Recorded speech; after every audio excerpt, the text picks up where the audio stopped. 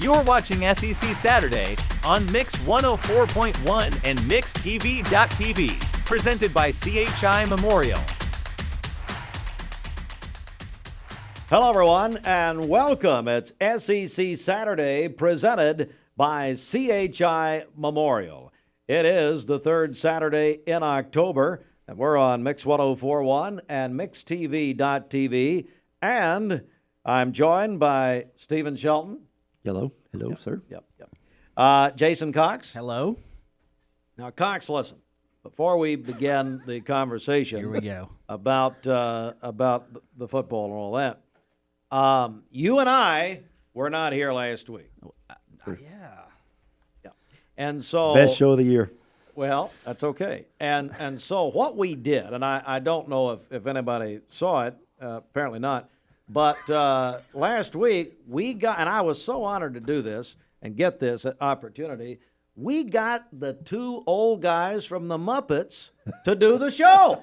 And here they were, and here's one of them, and the other one didn't show up. I saw that. Yeah, that was I saw it too. That was an entertaining show. They said all kinds of fun things. It's not hard to do a show with Josh Rogers. You just kind of throw a question out there, and you go take a nap, and you go get a burrito, and then you come back, and then you see if he's almost finished, and then Come back. Listen, 30 minutes was no problem. Let's just say that. All right. Well, Shelton, I want to begin with you. Just you want to look back a little bit to last absolutely. week. What Listen. a game for UT. I'm glad that Josh and I both took Tennessee last week. You know, we were strong You votes. haven't picked Tennessee all season. Strong What are you talking Wait a about? wait till today. So strong votes for the Vols, and they got it done. I tell you, the one thing we did get right, or I got right, Joe Milton's terrible. Yeah. And I've said that, and nobody wants to believe me, but he's terrible. He's the worst Tennessee quarterback possibly since Garantano. And I'm not real sure if Garantano wasn't better. He just had a terrible offensive coordinator. But Joe Milton is possibly the worst quarterback in the SEC, bar none. I mean, it's not even close. He has no decision-making ability on the field. Luckily, though, for the first time ever, Coach Josh Heupel obtained a victory when scoring less than 30 points in his entire coaching career. The defense played, and I've been hard on the defense coordinator, and the front seven of Tennessee could be a top 15 front seven in the country. They pressured Max Johnson last week. He had 39 dropbacks. They pressured him 25 times. Now those 25 times, they laid 11 hits on him. That's almost, Jason, that's almost one out of every three dropbacks that Texas A&M made. We were in the back, not only in the backfield, but we actually laid a little leather to their quarterback. And I really think that over time, especially in that second half, that really is what won this ball game. Yeah, I mean, James Pierce is the name that everybody needs to know. First and rounder. is talking about. I mean, he is unbelievable. He is. We've not seen anybody like that coming off the end since Derek Barnett. Yeah. And there's some people saying, hey, Barnett wasn't this far along as a sophomore. So Well, he bull rushed their offensive line twice. He's 50 pounds lighter. We looked it up.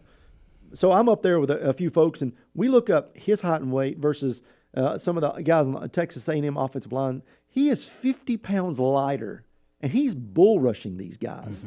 And I'm gonna tell you, he's got a motor that once he decides, okay, I'm really coming after him this time.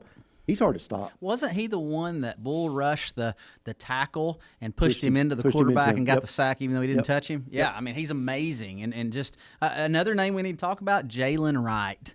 Jalen Wright is working his way into the second and third round of the NFL draft. Unbelievable. I think he had 135 yards. The Tennessee rushing attack in and of itself, we've not seen anything like this up there in a long time, which is, without it, we're in big trouble because, as you said, Milton's not very good. Terrible But, is what I yeah, said. well, you didn't say terrible, but this rushing attack is Terrible. absolutely amazing. Well, and we did it. You take away sacks, you take away penalties. We had over 300 yards rushing in that game against the number one rushing defense in the SEC. And on the flip side of that, 232 yards on the ground. But on the flip side of that, Texas A&M, we held them to 54 yards rushing. That's the lowest they've had in 5 seasons. Really? To be able to do What that, we hold them to? 54 yards rushing. 54. And we had Bobby Petrino, everybody. We had 232 yards. After the game, I saw Bobby and a co-ed get on the back of a motorcycle and ride off. It was See fun. ya. There it is. But yeah, Goodbye. I couldn't let it go. But no, it really is. I just think that Tennessee, that is probably the best quality win. I know we can talk about Alabama last year, and that's fine. But the quality win of having to battle with really special teams. D. Williams is the best returner in the nation. Yep. Come at me with those. I don't care. There is nobody better than this guy. I can't wait to see if they can get him mixed in with the offensive side of the football. But regardless, to win on defense, to win with special teams, to really let defense secure a win for the first time, and I can't remember when in Knoxville, was something that was, number one, nerve-wracking, but number two, really nice to see. I mean, did you notice that D. Williams was the special team player that downed it on the 1 yard line, and then 4 plays later he takes it to the house? And if you haven't seen the clip of the Spanish call of that with the guy's great. It's He is great. unbelievable. I mean, it just fires you up. So this team is winning in some ways that you'd never think a Josh Heupel team would win. Another fun stat, at least at Tennessee, Heupel had never won when losing at halftime, and he won this game. Wow. So another fun stat there. So this team is finding a way, 5-1. I mean, you tell me Joe Milton's our quarterback and this is what we're going to get. Who's saying we're 5-1? Nobody. Nobody. And yet we found a way. We found a way against South Carolina. We laid the egg at Florida, but, they made the defensive adjustments at halftime at Florida, and we've been pretty salty on defense ever since. And so, I mean, this team's got some momentum right now. Well, I just hope this doesn't end up with us losing Nico to the transfer portal because he didn't get to play. There's rumors that he could jump to an USC. The problem is taxes in the state of California, but that doesn't mean that there's teams out there trying to poach him away from us because we're desperately going to need him next year. I actually called Chuck Fleshman this morning and asked him to put Joe Milton up for Speaker of the House to just try to get him out. But hey, it is what it is. I don't think that went very well either, from what I understand. It's SEC Saturday, presented by CHI Memorial. We're counting down the kickoff as Tennessee will be at Alabama, 3:30 here on Mix 104.1. Also on Talk 101.3, The Buzz, and we'll join the Vol Network here in less than a half an hour. We'll do that coming up at 1:30 at the bottom of the hour. Got a lot to talk about on this edition of SEC Saturday, including you can download the free Mix 104.1 app. It's a free download thanks to CHI Memorial. Download from our website at mymix1041.com, and we're back in a moment. You're watching SEC Saturday on Mix 104.1 and MixTV.tv, presented by CHI Memorial. Welcome back, everyone. It is SEC Saturday on Mix 104.1. Also, we are on MixTV.tv. I'm, of course, joined by Stephen Shelton, Jason Cox. Tell you what, Jason, I want to begin with you. Let's get into some picks here and talk about some games. Mississippi State at Arkansas. This is also a 3:30 game, and that will be on the SEC Network. Yeah, I mean, Arkansas played Bama pretty tight last week. I know Sam Pittman probably feels like he's fighting for his job right now, I guess. And so it's in Fayetteville. Give me Arkansas to win this one. I think their backs are against the wall a little bit. Mississippi State's 3-3, so they're not great either. And so I'll take the Hogs in this one. Before we continue, Shelton, I was just saw my good friend Dr. Ed McIntyre, Tennessee Valley Urology, not for an appointment. No, we were out actually in a parking lot. Also not an appointment. Okay, so did you know that Ed McIntyre is a former backup quarterback at Arkansas? That's your best one. That is your best one. Does he have any eligibility left? Love for him to come to Tennessee. No, I did not know that. I did not know that, but I tell you, Arkansas right now, their quarterback is the strongest human in the world. Mm-hmm. He took an Alabama defender and really just shucked him off and kept going, and Nick Saban said that he's the best athlete in the NCAA, basically. And so, Arkansas, I think Sam Pittman, you're right. If Arkansas loses this game, they go to 2-7. I think they can finish 4-6. I think Sam Pittman is fighting for his job. I think Mississippi State, if you look at their records, it's who they played at this point. I agree with Jason. I think Arkansas wins this game and moves to 3-7. All right, interesting game here. South Carolina will go to Columbia, and the Battle of Columbia, I guess, take on Missouri. Interesting, Shelton. Missouri is 6-1. They're also going to play at 3:30 on the SEC network. There was a question long ago that we asked, will the real Slim Shady please stand up? Well, turned 51 this and so it's hard to believe. Eminem did finally stand up in the rap game, and I think you're going to see Missouri now that they're getting into more of an SEC type schedule. They won those first 5 games against nobodies. They almost lost to Middle Tennessee State. Kentucky's terrible. Their quarterback's terrible. So that, if you want to count that one as a feather in their hat, that's fine. I think South Carolina, with their coach with a broken foot, goes over after kicking a bucket after their loss to Florida. I think South Carolina wins this game, and I think they win it by 2 touchdowns. Give me the Gamecocks on the road. Whoa! How about it, Jason Cox? I think Missouri's for real. Brady Cook is throwing the ball all over the yard. He's thrown for over 2,000 yards already, 14 touchdowns. That offense is rolling. Defense is playing pretty well. Let's talk about Shane Beamer for a second. This is a guy that we've all said was Butch Jones 2.0, and he continues to throw out hairball ideas and videos and all this stuff. And kick buckets. And now he's breaking a foot because he's kicking things in the locker room or somebody's beating him up. I don't know. I think, he's not going to get fired this year. But I do think that seat's starting to get a little warm, after the last couple of losses he's taken. And I think they go to Missouri, and I think Missouri wins by 2 touchdowns. Ooh, okay. Time now for the, speaking of which, the American Water Heater Hot Seat, brought to you by a Wholesale Supply Group and American Water Heaters. Shelton, let's go to you. Here we are in the third Saturday in October. Start looking around here. I think Shane Beamer. I think, like you said, I think Sam Pittman also has starting to get a warm feeling on his backside as well. Here's a name that you guys may not believe is on the hot seat, but he's 2 or 3 games away. Brian Kelly is becoming to get on the hot seat. If you read the articles coming out of Baton Rouge, they do not like this guy, and they believe he is way in over his head when it comes to SEC play. They don't believe he's recruiting very well. I think Brian Kelly's another one that down the road, which makes it interesting because I think some dominoes could fall. I think you could have a Kentucky coach that slides out to another position in the SEC. That opens up. I think his time has kind of come to an end there. Fans love when you go from a 3-7 or a 3-9 to a 4-6 and finally make your way to a 7-5. But Jason, as you know, eventually expectations will sometimes override reality. And for Kentucky fans, I think what they're looking at is we can be better. When you don't put the resources in, sometimes you are what you are. Well, we established 2 weeks ago they're a football school now, not a basketball school. Sure. So there's that. And if you're a football school at Kentucky, you better be winning 10, 11 games every year, and that ain't happening. Not there. No. That's not going to happen. Now, I would say Sam Pittman's the guy this year, but I don't disagree. LSU's about to fire all their defensive coaches. That's going to happen. They may not make it through the end of the season, but that'll be his one-off. And then next year, if it's not better, I do think he'll be the guy. I agree. Wow. All right, we're going to take another break right here. You are either watching or listening to SEC Saturday, presented by CHI Memorial.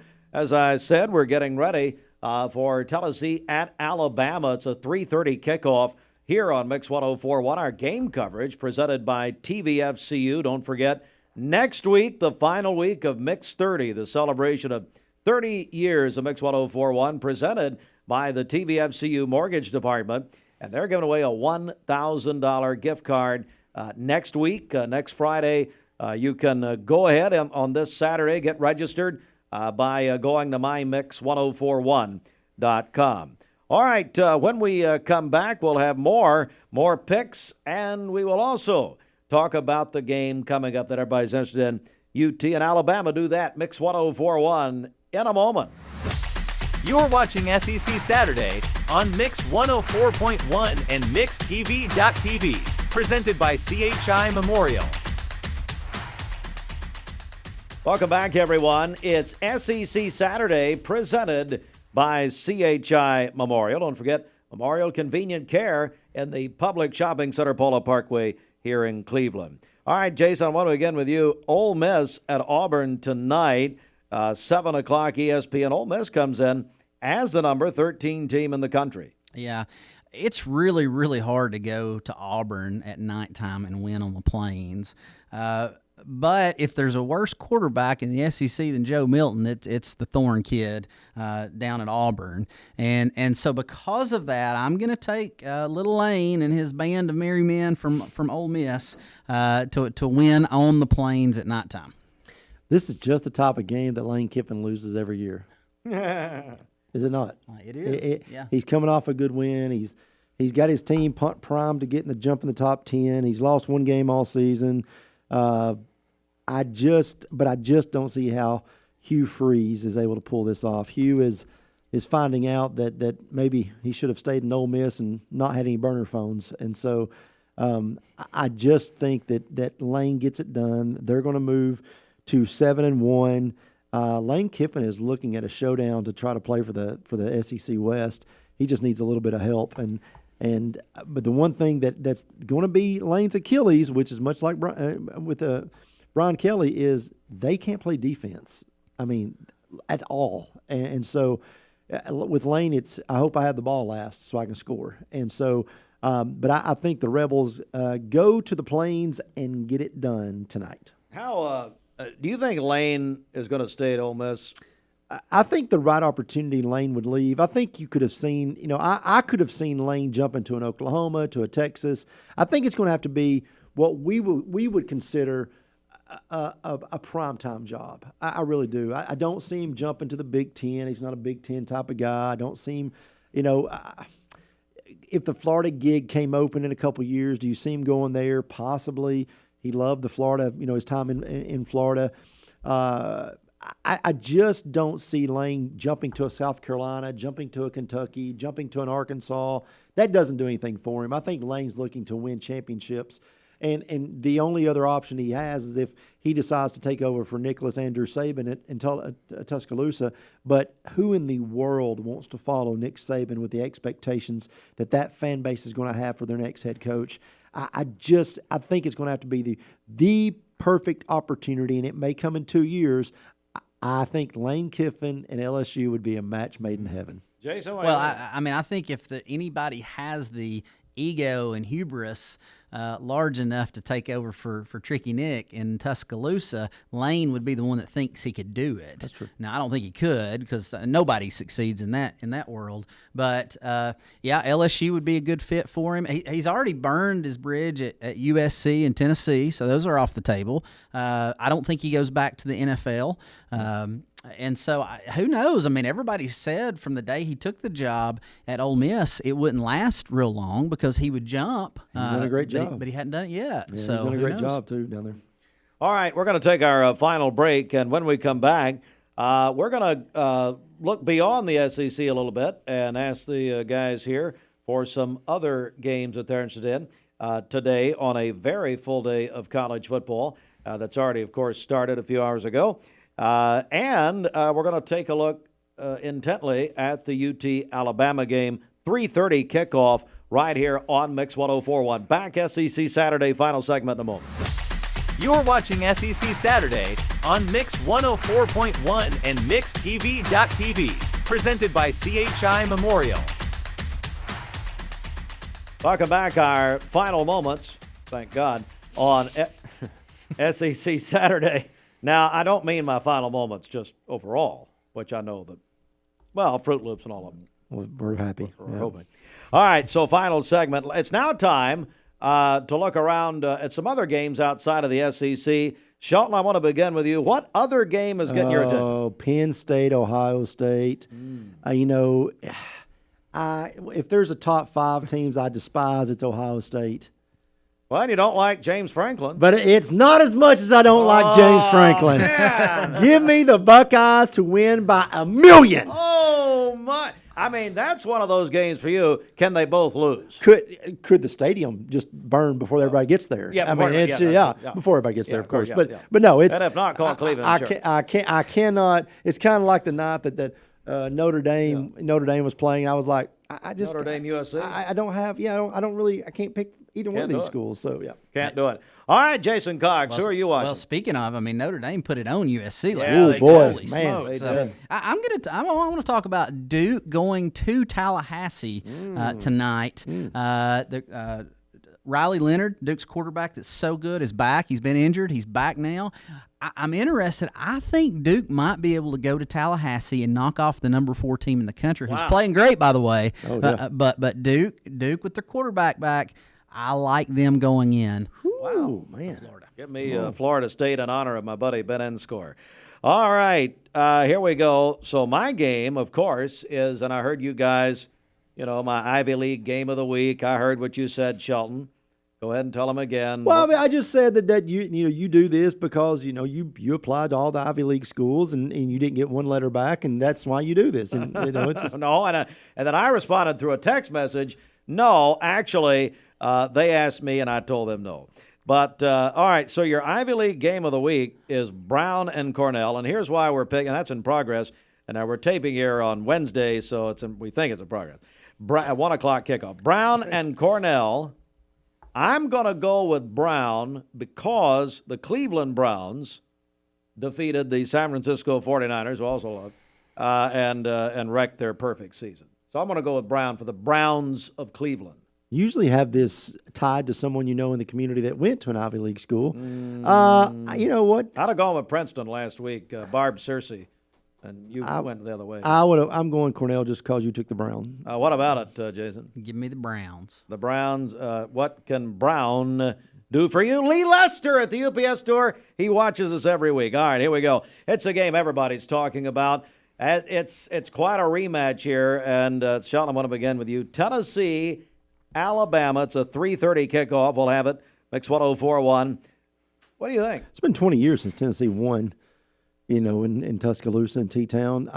Mount Cody really destroyed us in 2009 when he blocks a field goal to win it. I don't see a path for Tennessee to win. I've picked against Tennessee, against Texas A&M. I picked against Tennessee, against Florida. I picked against Tennessee every week. And I want to hold this tradition strong. But I really think at the end of the day, I'm not sure Tennessee's defense can muster up the same type of performance they did against Texas A&M. And I'll say all that to say I'll take the team from that state below us.